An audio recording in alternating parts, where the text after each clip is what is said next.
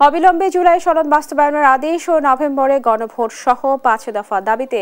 জামায়াত সহ ৮ সমমনা দলের পদযাত্রা শুরু হয়েছে। বৃহস্পতিবার প্রথমে রাজধানীর শাপলা চত্বর এলাকায় জড়ো হয় জামায়াত সহ ডানপন্থী ৮ দল। এরপরই পল্টন অভিমুখে পদযাত্রা করে তারা।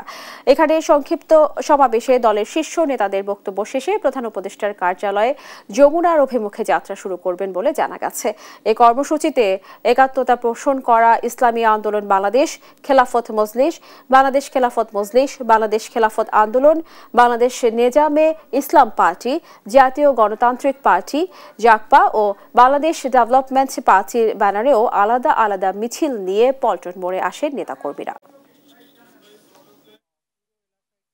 আমাদেরকে দাবি আদায়ে আন্দোলনের রাজপথে নামতে বাধ্য করেছে। তাদের ৩টা অঙ্গীকার ছিল,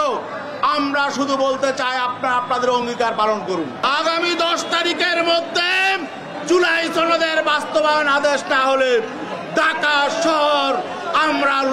লোকারণ্য করে সমাবেশ করবো ইনশাআল্লাহ। জামায়াত সহ ৮ সমমনা দলের পদযাত্রার খবর জানাতে যুক্ত হচ্ছেন সহকর্মী হাসান আল মাহমুদ। হাসান, যেমনটি একটু আগে বলছিলাম, পদযাত্রা ঘিরে এই মুহূর্তে কি অবস্থানে রয়েছে, বিস্তারিত কি তথ্য রয়েছে আপনি আমাদের জানাবেন। আমরা দেখতে পাচ্ছি যে জামাত ইসলামের সহ অন্যান্য যে ৮ রাজনৈতিক দলের কর্মসূচি সেটি কিন্তু ইতিমধ্যে এবং এই মুহূর্তে পুরানো পল্টন থেকে শুরু করে প্রেস ক্লাব হয়ে তারা মৎস্য ভবন হয়ে প্রধান উপদেষ্টার কার্যালয়ের দিকে যাবার কথা রয়েছে বলে আমরা এখন পর্যন্ত জানতে পেরেছি এবং এবং মিছিলটি এই মুহূর্তে তারা প্রেস ক্লাবের দিকে অগ্রসর হয়েছে এবং তারা যেটি দাবি করছে যে পিআর পদ্ধতিতে যে নির্বাচন সেটি নভেম্বরের মধ্যেই হতে হবে এমনটাই কিন্তু দাবি করে এসছেন এবং একই সাথে তারা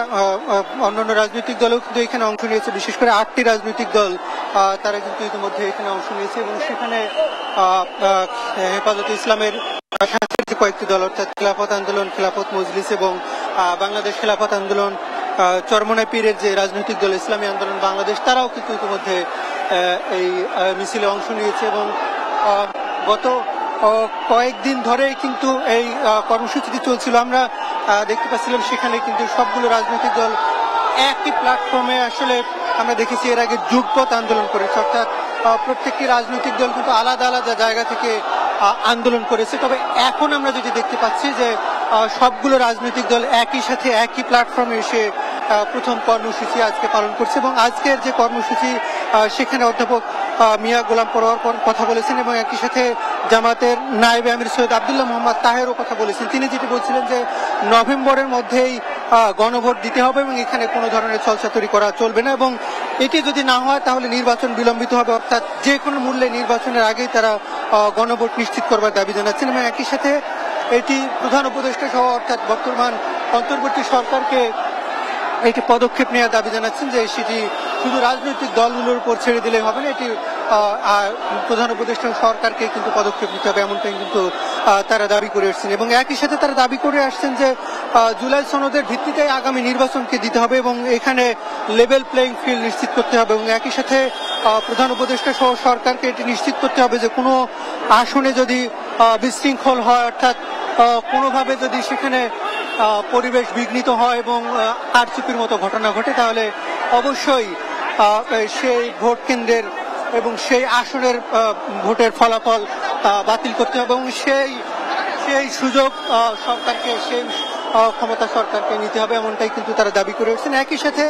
যদি একাধিক আসনে এরকম ঘটনা হয় তাহলে পুরো নির্বাচন প্রক্রিয়াকে বাতিল করে নতুন করে নির্বাচনের দাবিও কিন্তু করে আসছে এখানকার সৈয়দ আব্দুল্লাহ মোহাম্মদ তাহের এবং একই সাথে তিনি দাবি করছেন যে প্রধান উপদেষ্টাকে এক্ষেত্রে সবচেয়ে বড় ভূমিকা নিতে হবে।